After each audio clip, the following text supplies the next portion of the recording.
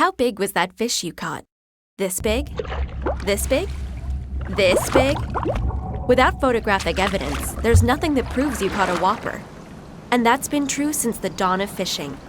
In fact, hundreds of years ago, long before photography could capture the moment, Japanese fishermen invented their own way to record trophy catches.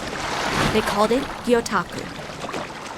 Gyotaku is the ancient art of printing fish that originated in Japan as a way to record trophy catches prior to the modern-day camera. Gyo means fish, and taku means impression. There are several different stories about how gyotaku came about, but it basically started with fishermen needing a way to record the species and size of the fish they caught over 100 years ago. Fishermen took paper, ink, and brushes out to sea with them. They told stories of great adventures at sea. Since the Japanese revered certain fish, the fishermen would take a rubbing from these fish and release them. To make the rubbing, they would paint the fish with non-toxic sumi ink and print them on rice paper. This way, they could be released or cleaned and sold at market. The first prints like this were for records only, with no extra details. It wasn't until the mid-1800s that they began painting eye details and other embellishments onto the prints.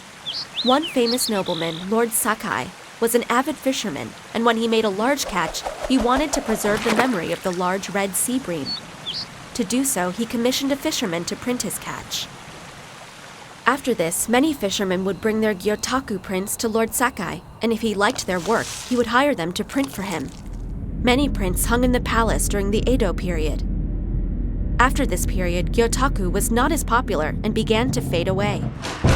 Today, gyotaku has become a popular art form enjoyed by many, and the prints are said to bring good luck to the fishermen, but the art form is quite different than it used to be. Most artists today learn on their own by trial and error. Before the artist begins to print, the fish needs to be prepared for printing.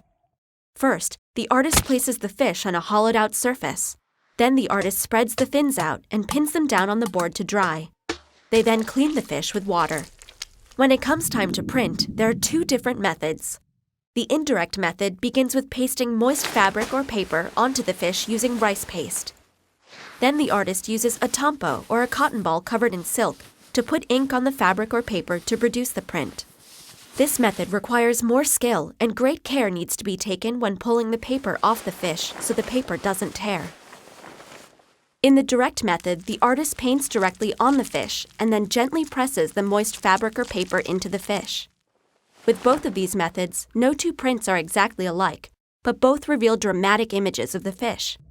For the final touch, the artist uses a chop or stamp and signs their work, and can hold it up to say, the fish was exactly this big.